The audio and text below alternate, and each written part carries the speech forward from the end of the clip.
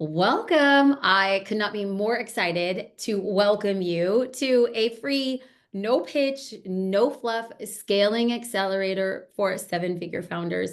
This is going to be a really cool way for us to stay connected. Corliss, thank you for raising your hand and saying hi. We are going to be doing Q&A at the end of the session. So we're going to flash fire, have a conversation, and set the groundwork for some of the biggest lessons that I learned as I was scaling. And I want to share everything I know. I am an open book. And so I want to say thank you for being here. We're going to hit the ground running, and I am going to share my screen right about now. But please feel free to add those questions in the chat. We'll be taking time at the end of the session to dive right in. Time is the most valuable thing that you have. And so I want to make sure that I respect it and use it wisely. So let's talk about the first foundational thing that I learned as I was scaling my business. The time management framework that actually moves the needle in my business. It took me years for me to figure this out, and I am very excited to share it with you. So, as your business grows, it becomes more complex. You have more projects to do, more people to manage, more ways to communicate. Email, Slack, text, Asana, Notion. I mean, all the things. And what came up for me was I felt like I had more balls to drop. And I kind of felt that the bigger the business grew, the more complexities that came along with it. The more people that I added to my team, the more I experienced this. And I thought to myself, I know that in order for me to expand, I need to expand the team, but it was kind of driving me crazy because in the beginning, when it was myself and two other people on the team, okay, well, we had a way to clearly communicate to each other. But the minute that 5 people were on the team, now we had 10 different ways for us to communicate with each other. Never mind the fact that some of us were communicating differently. When 10 people were on the team, I then discovered there was 45 unique ways for people to communicate with each other. Can you just imagine? That stress of being like, I know I had that conversation with somebody somewhere at that one time. Or maybe that's just me. I am just talking about the struggles that I faced as I grew. So I don't want you to experience those same things. Okay. I learned to manage just barely. But by the time that I had hit the 7 figures, I had realized that owning a 7-figure business is an entirely new game. And I have a holding company, and there's multiple 7-figure revenue streams and different businesses in there. And that complexity got even more complex. And so when we up level, our skills, our communication, and our leadership needs to up level as well. But time felt like it was impossible to come by. There were more people needing a bunch of different things from me. And here's the reality that I learned. When you hit 7 figures and beyond that point, this increased complexity will lead to one of two types of leaders. So just because we're keeping it real, I'm going to be honest with you. So please be honest with me. I'm doing this nothing but for the love of growing a business. I either was a Wild West, this is the Wild West outcome, or the micromanager outcome.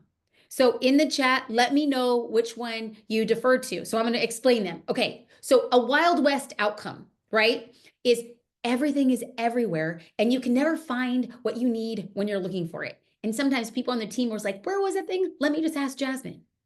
Deadlines are missed, balls are dropped, you or people on the team feel out of the loop, and you spend your day putting out fires because disaster feels imminent.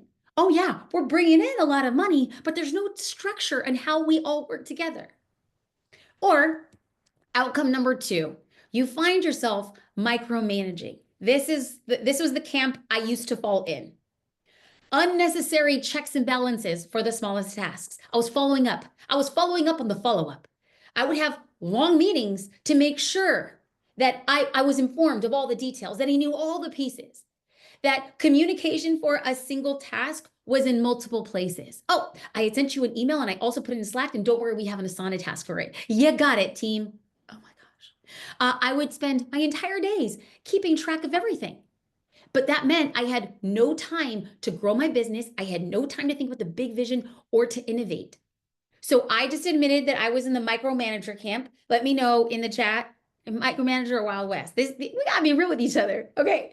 So here's the thing. I realized I needed new strategies specifically for managing my time if I wanted to get away from the Wild West and from the micromanager.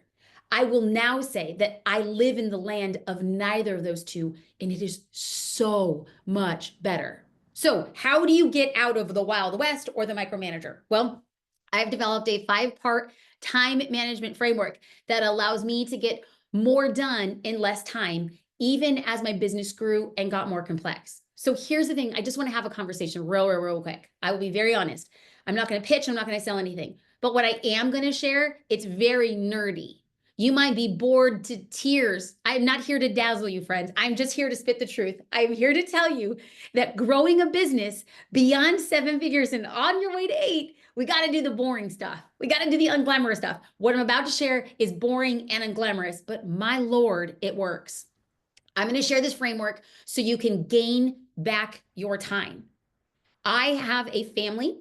I have a daughter. And just yesterday, hand to heaven, it was 5:01. And my daughter stuck her hand in my office and she said, "Are you done yet?" And I said, "You know what? Will I ever be done? I'm not done." But I gave my husband and my daughter my word that yesterday I was gonna be done at 5. So I slapped this laptop shut. I want you not to close your day or end your day at 5. I want you to be in control and have the power to choose that should you so want. So I want to have an important note. Implementing this framework might feel like slowing down. For years, I felt like I am doing this so slowly. And you might feel like, oh, it's wasting time. And instead, you want to focus on growth strategies like your girl. I was like, I'll just grow more. And somehow magically, the business fairy will fix it all. Of course, I didn't think that, but I was behaving that way.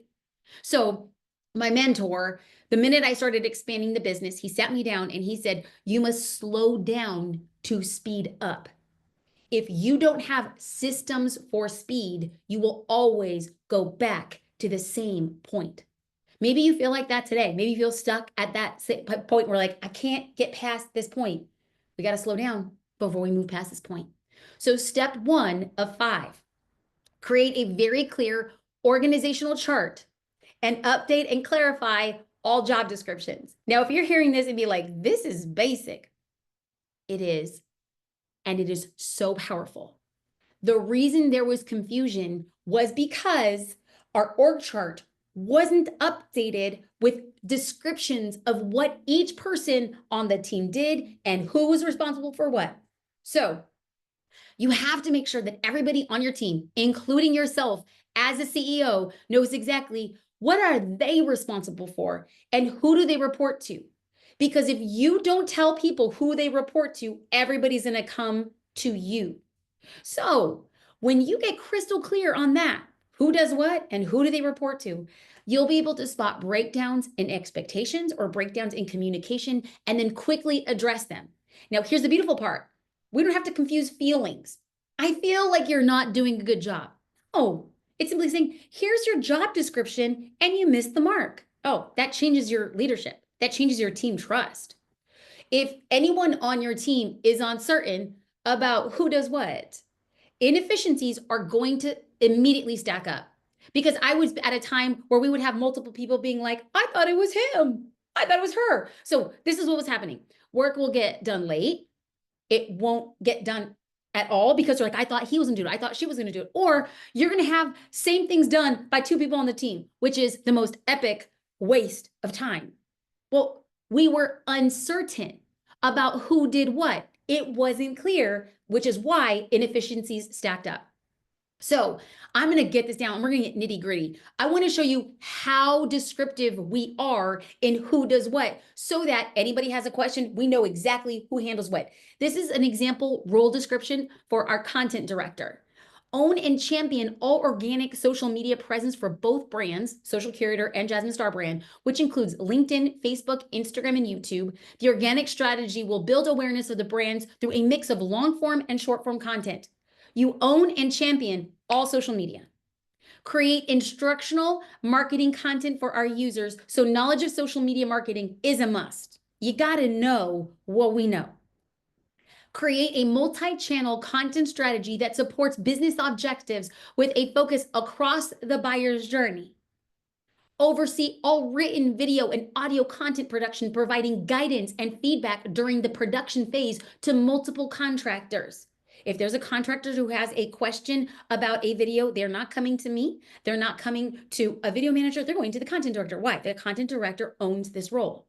Ideate and write copy for conversion-focused email funnels, websites, landing pages, and sales pages. Design, test, and scale best-in-class content initiatives that directly impact nurturing, conversion, and retention across the customer journey. Reporting and operations. You will ensure marketing and content strategies are fully integrated across all channels, delivered on time and on budget, measured and evaluated. You will collaborate with the larger marketing team to test initiatives and implement campaigns. Are there any questions? We listed it all here. We know who handles what. Lastly, work cross-functionally to continue, evolve, and optimize campaigns and drive key marketing metrics, conversion, retention, engagement, and improve performance on our touch points.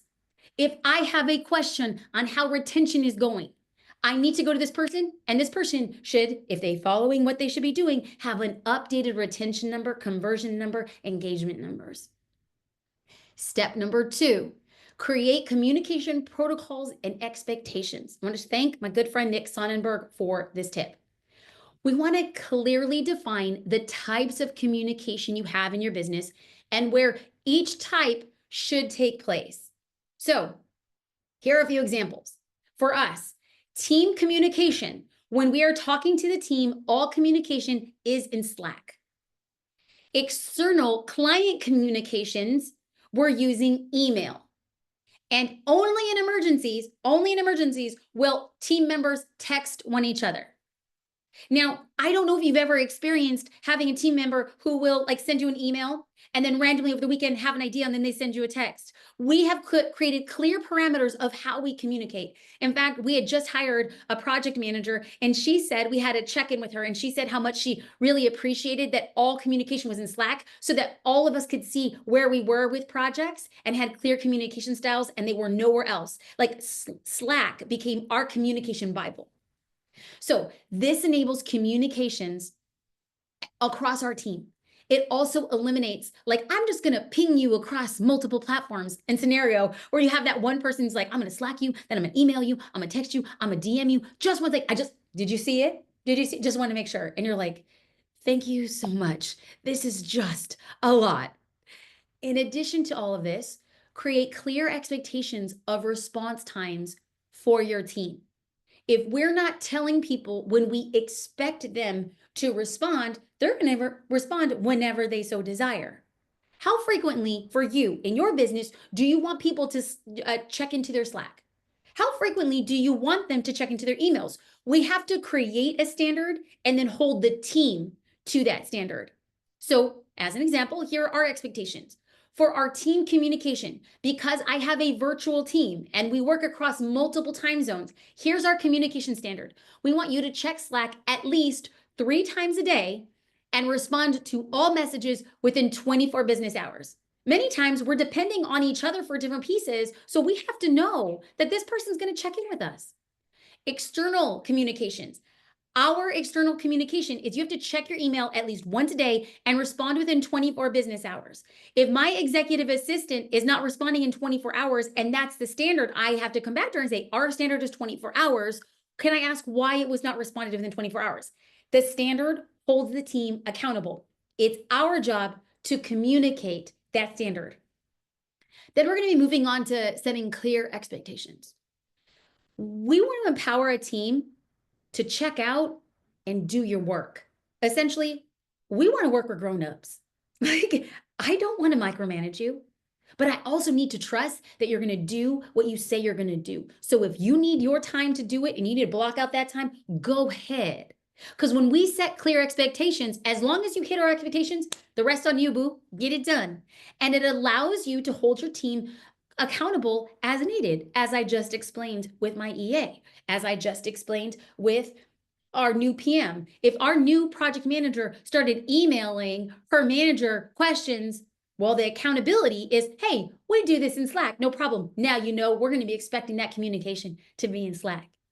Step number 3, is to create clear plans for your meetings. Y'all, I wasted so many years with the world's worst meetings.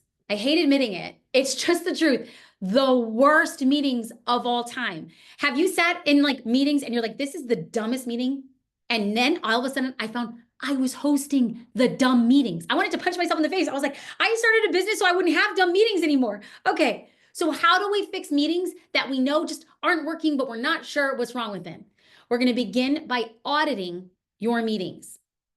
I want you to ask yourself, is every meeting moving the business forward?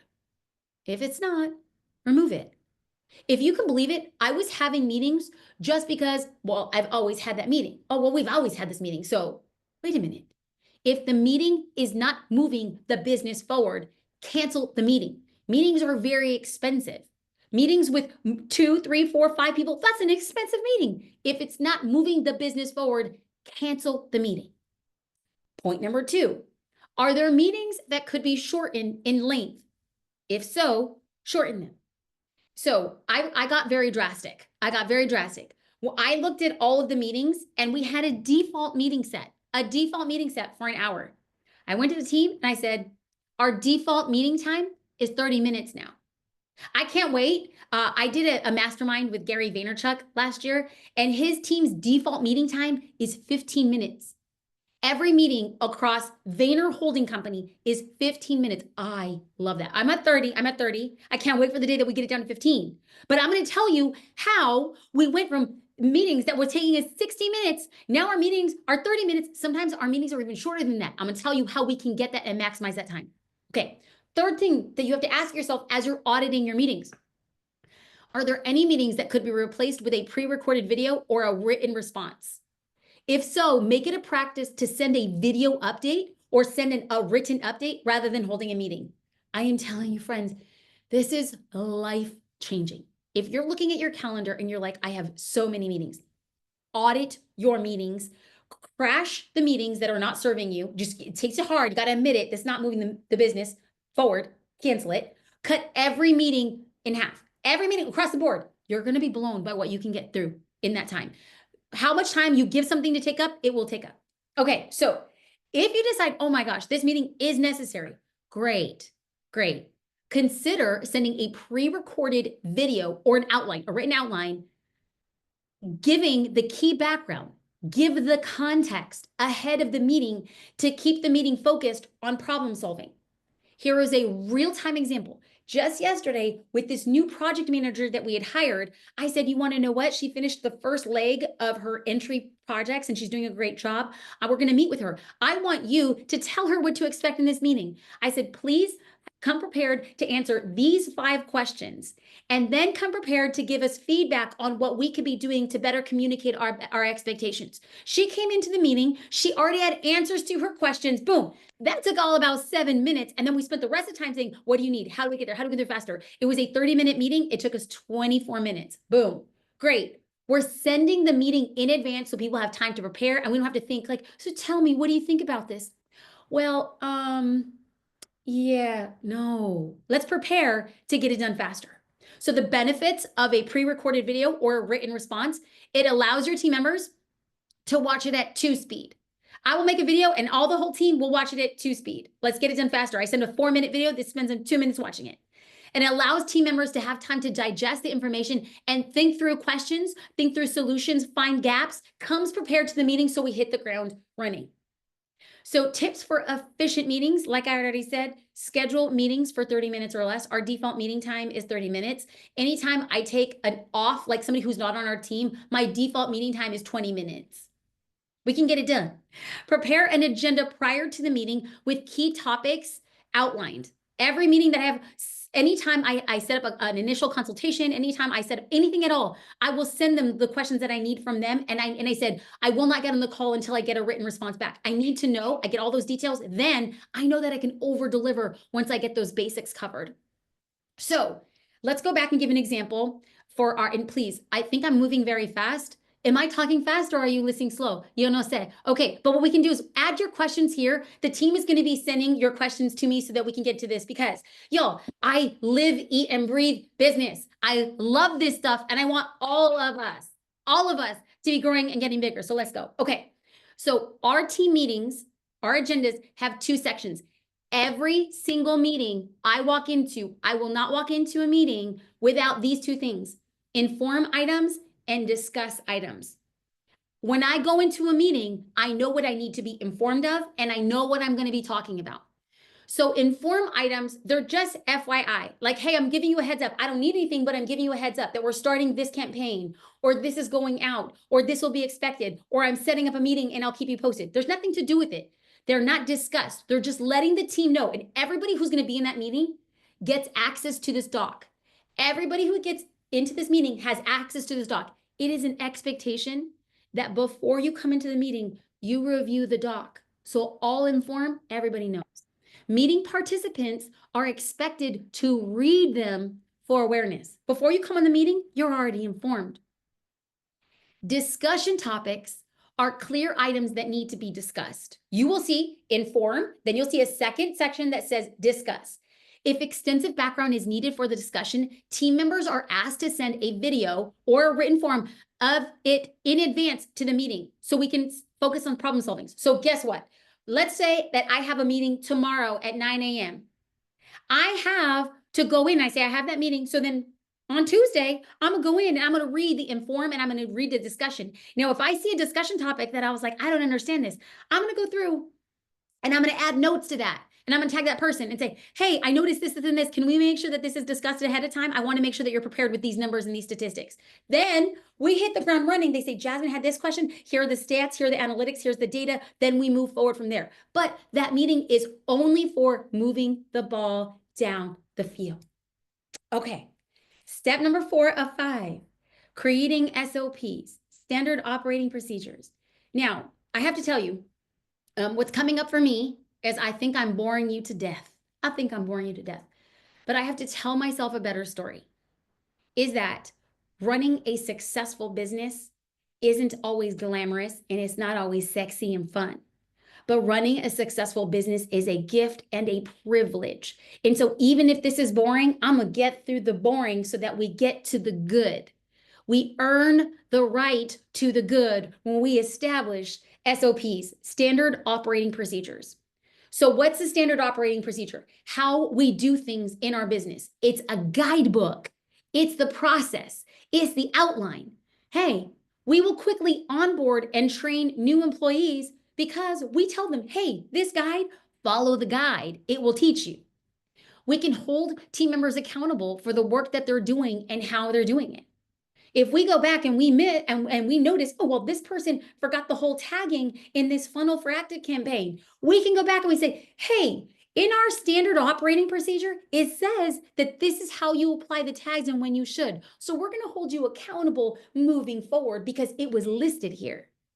A standard operating procedure allows you to quickly train a team member and process if another team member's out. We've had team members take maternity leave and we have to, like, unexpected, they had to leave earlier than expected. So guess what? Their SOP that they created, we get a hop in like, oh, we're just going to follow her SOP. Great. That's the empowering thing of having a strong set of guides or rules in the business. And so SOPs also centralize your information for your team. It's like, I don't know how to do that. Great. There's an SOP for it. They prevent key processes from living in somebody's head. If you are running your business and you're like, why is everybody always asking me? If they're always asking you, it's because they don't have a guide on how to do it on their own. So remember how I started the conversation and I said, my mentor told me that you have to slow down before you speed up. You might have to slow down and create an SOP so you get it out of your head and into a document that somebody can follow.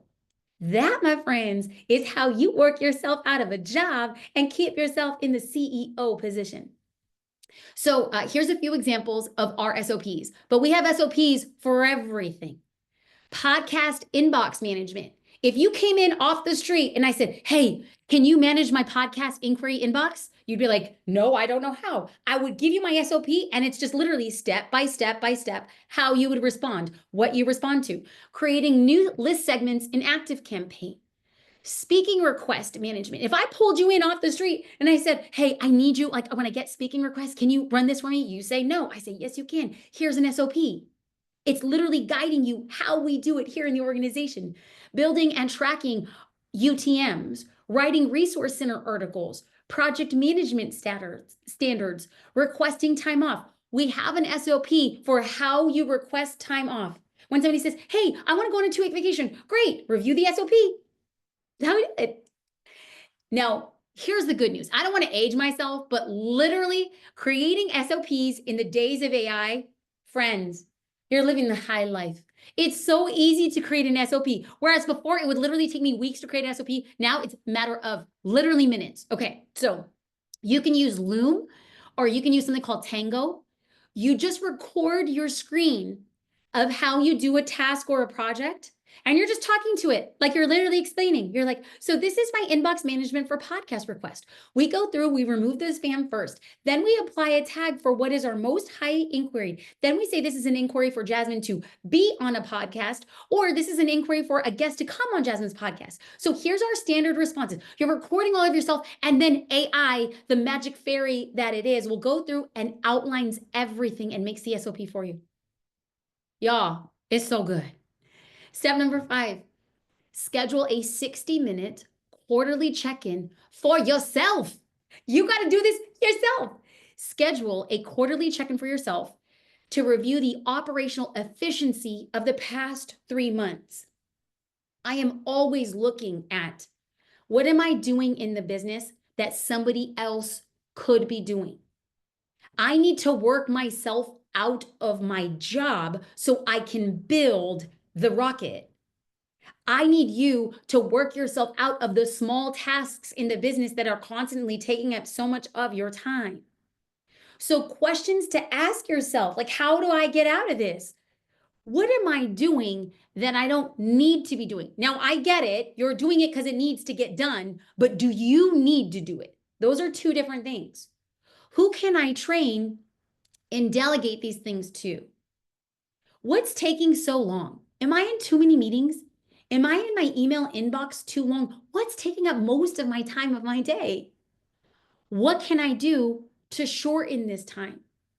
So I host a mastermind, and just a couple weeks ago, we were in Newport Beach, and I work with these entrepreneurs. They're all 7-figure entrepreneurs, and you should have seen my face. God forgive me. I am so sorry. The look of shock that I had. There was a 7-figure founder. She has a multiple 7-figure business. She's big deal. And she's still responding to her support tickets. Now, I get it in theory, like hearing from your customers is like a really beautiful thing, but she was doing all of them.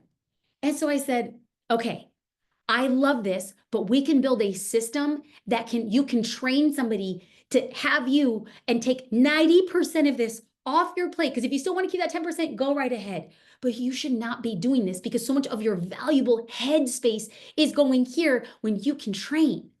And immediately she took action, and she's getting hours back in her day. So taking time to reflect and reallocate time enables you to remain in control of your time rather than your time controlling you. If you lift your head at the end of the day and you're like, oh my God, I didn't get half the things I wanted to get done, and I feel so stressed, I'm gonna have to work over the weekend. I know that. I get that. I'm telling you, there's also a different way to approach it, a way that I had to learn the hard way. So implementing this 5-step framework, it takes work. It will not happen overnight. It took me years to go through and deploy against everything. But I have to tell you, Mondays we have a standing team meeting, and it's slated for 30 minutes. And on average, we're getting it done in 20 to 25. Afterwards, I have a separate meeting, and we have it slated for 30 minutes, and we never go over the 30 minutes. Those meetings used to take me hours and hours. And now I'm so happy that this team is running like lightning to get it done and be prepared. But doing the work to gain back your time, and this is why, the reason why we do this, like why should we slow down? Well, we can be a micromanager for the rest of our life, or we can just be so frustrated that things are not getting done. This is what pays dividends in the long run, because you cannot run an 8-figure business like a 7-figure business. You can't run a 7-figure business like you did a 6-figure business. The business changing will require you to change. That's going to be the big important thing. You have to create and enforce systems if you want to free up your time so you can work on the business and not in the business. If we're working in the business, there's no way that we're going to find ways to grow. The more I work on the business, the more the business grows. So I started saying, I need to create time to work on the business. We're going to talk about that in the next class. So I'm teaching these live. Today is Tuesday. We're going to be teaching the next class on Thursday, May 1st at 10 a.m. Pacific Standard. We're going to talk about how to streamline your processes to scale to 8 figures. Like I said, this is not for the faint of heart. It's not for the faint of heart, but I do this for the love of the game. And I always made a commitment. I know I'm going to get super like a little bit, I'm going to get a little woo right now, but I made a promise to God that if I ever grew a business that I was going to share everything that I know. So this is me staying true to that commitment. What we're going to do on Thursday is a deep dive to your individual processes as a CEO and how streamlining your processes is the key to scaling to 8 figures. So what we're going to do is we're going to dive right into a quick flash fire Q&A, and then we'll be able to pick it up on Thursday as well. Okay, let's get in. Alyssa, how do you keep connection with shorter meetings when the team is virtual? So we have something in Slack called the random channel, and you can update that with anything that you would like. And that has been so powerful. We know that Rosie, our head of customer success, she loves soccer. And so her soccer team, they've been doing really cool things. And so we ask for updates about her soccer team. Our COO, Jade, she has the world's cutest dog. It's a Yorkie. And whenever Sella gets a manicure, we need an update of Sella. We have babies that we post in there. And on our team meetings, we'll go through and we share a personal win. We start at the beginning. What's your personal win? Everybody shares a personal win real quick. We're like, oh, that's so cool. I'm so happy for that. Then we hit the ground running. And so we have to understand, here's the thing. If you would like longer meetings to facilitate more connection, that's amazing. I love that. Do that. I love that. I am creating a team-like environment. When we're on the court, we're going to play on the court. And we're going to find ways to stay connected here and there. But the key thing is our team time is our team time, and we're going to prioritize that. But you get to build it. If you want, a 40-minute meeting instead of 30-minute meetings, you have 10 minutes to get connection. I love that. Do that. Own it, and then communicate that clearly to the team. Another question that's coming in. Well, first, and then as a side note, just thank you so much for being here. I really appreciate that.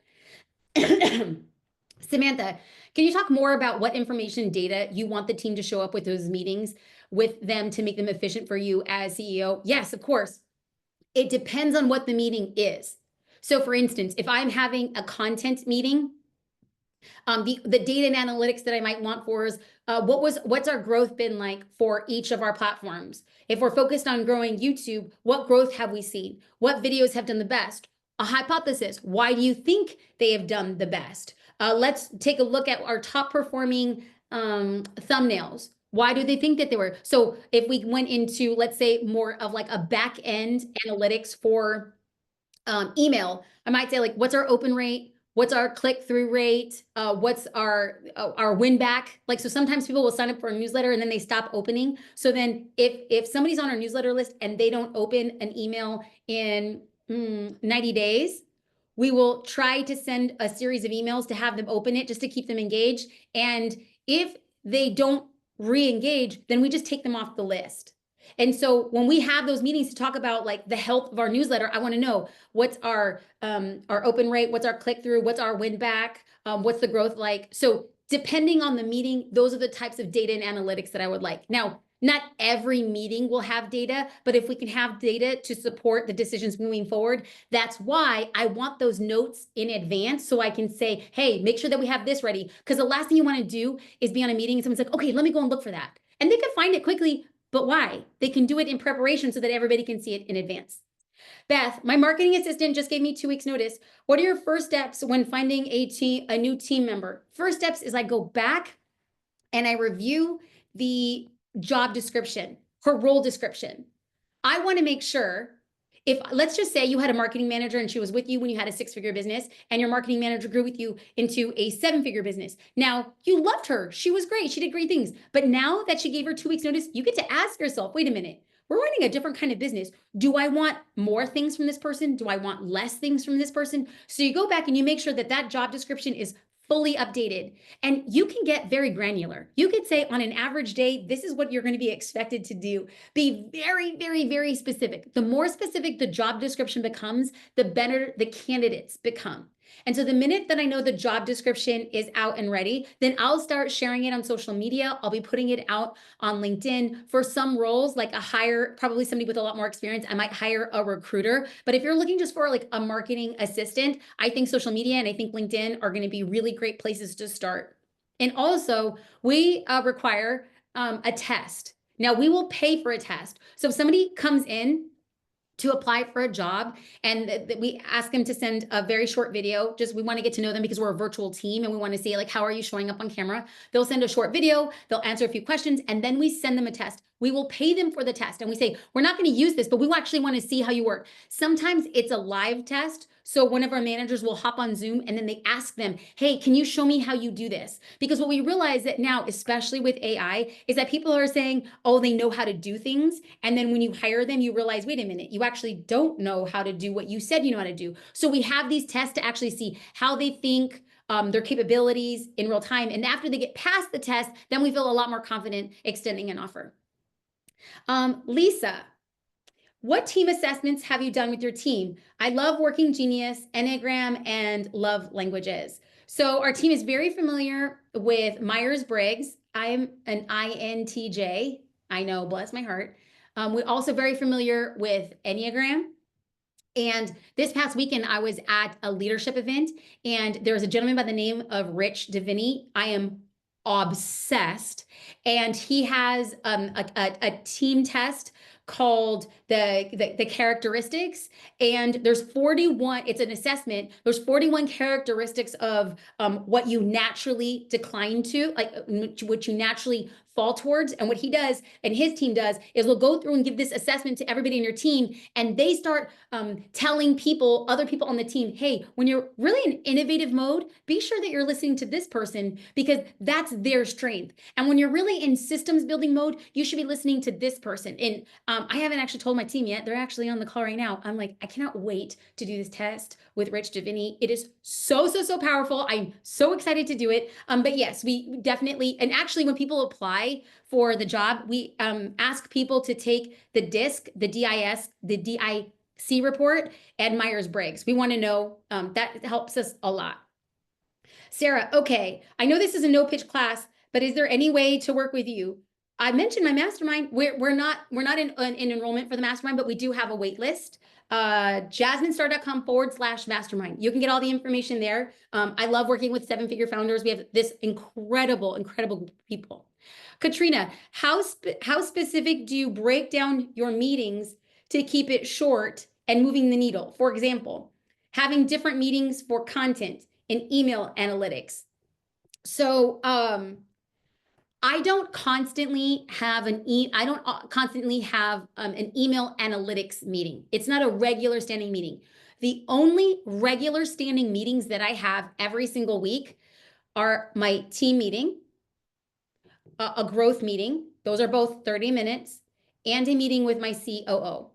Those are the only meetings I have standing.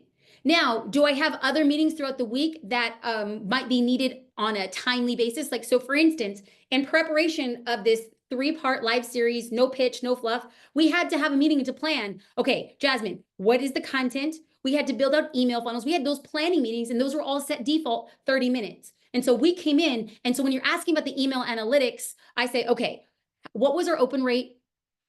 How many people signed up? What was that conversion? Should we change the subject line? What is the offer? And so these are the things when I'm asking for those types of email analytics. But no, I don't have a regular standing email analytics meeting. However, it is somebody's job on the team to update the weekly open rates from the email. So I don't have to ask somebody. I know where that is. I go in and I'm like, how is our email rates open? Like, what happened? Oh, why did this subject line do well? Why did this subject line do terrible? I don't need to ask anyone for that data. The data already exists. But sometimes if we go into a planning meeting and I need somebody to synthesize it or get it all together, that's what I'll ask for in advance. That was a really great question. Thank you. Heather, have you ever considered about giving a new team member access to your social media accounts? I'd like to hire somebody to help manage my accounts as it's becoming overwhelming, but I'm a little paranoid about giving access. Great, Heather. We use, for the life of me, Jade, Katie, we use, it's, what is for our passwords? Use Bitwarden. Thank you so much, Katie. We use Bitwarden, Bitwarden, Bitwarden. So what Bitwarden does is we put in all of the passwords to all of our accounts, and then we get to denote who on the team gets access to that password, but it's an encrypted password. So it's not the real password. So every team member gets their own encrypted password. So if somebody leaves the team, we just close their Bitwarden account and they never had access to the main things. So nobody on the team actually has the real passwords except for myself, my husband and my business partner, and our COO. There's only 3 people in the company who have the real passwords. Okay, this is great. One thing that I want to point out, yes, we said that we were going to keep this as quick and tight as possible. Thursday, I will see you at 10 a.m. It is an honor and a privilege to the love of building out your businesses. If you are a fellow geek and want to build out businesses, I would love to see you in class number 2. Thanks so much, guys. I appreciate you. Have a good day. Take care.